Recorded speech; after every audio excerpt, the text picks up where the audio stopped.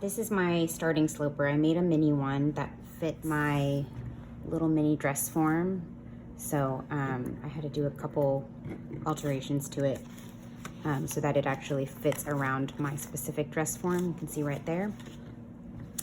And you can see that these are our typical darts that you see on here. When I'm gonna do a little bit of slashing and spreading for you. So normally I would cut these to the bust dart, and then of course I'm gonna be cutting a little armhole slit to the bust dart as well, because that's what I'm gonna be altering.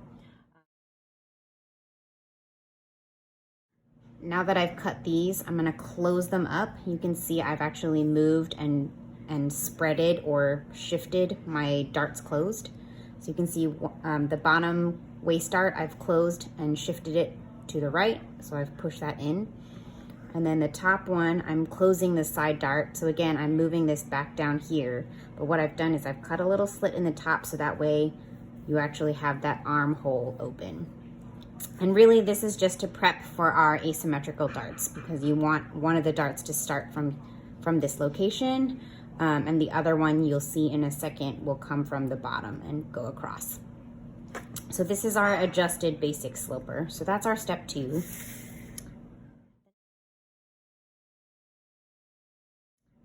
The next step we move to, I've traced it on the flip. So let me bring my basic sloper here. So this is one side, and of course since we're doing asymmetrical and you want it to reach across the bodice, you'll need to flip this over and trace it to the other side. So that's what I've done here. My slash marks on this one, so we're doing yet another slash and spread here.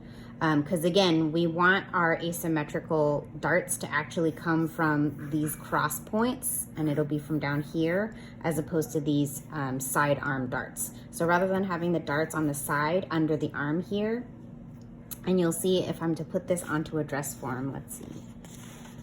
So if I was to actually sew this together, the darts would be here, and I actually want them at the curved seams that I've made on this slash. Okay, so then the next step is to, of course, slash these 2 lines. And again, I'm cutting to the bust point, not through the bust point.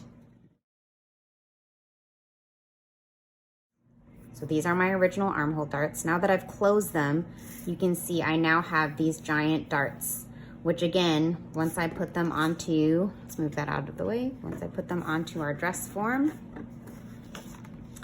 you'll see the top is gonna line up there, and then this will actually close up here. So we'll have that first curved dart that goes across the bust. Then the second dart will finish down here. Whoop. And that way we still have our center front that lines up all the way down the front. So this will all kind of wrap around the body, but we'll have some cool curved darts. And this was really popular in the 1980s. You'll often see these kind of cross darts that go across the body as opposed to kind of functional darts that you see to shape the body on the sides. So I'm gonna go ahead and cut this out of fabric. Now this pattern piece is actually without seam allowance. So we're gonna add, in this case, we'll probably add an 1/8 of an inch all the way around, since we've got the half scale as opposed to, or sorry, 1/4 of an inch as opposed to a 1/2 an inch. And then I'll go ahead and add the seam allowance once I transfer that to paper, and then I'll cut that out of my fabric. And you guys will see how I put that together in a second.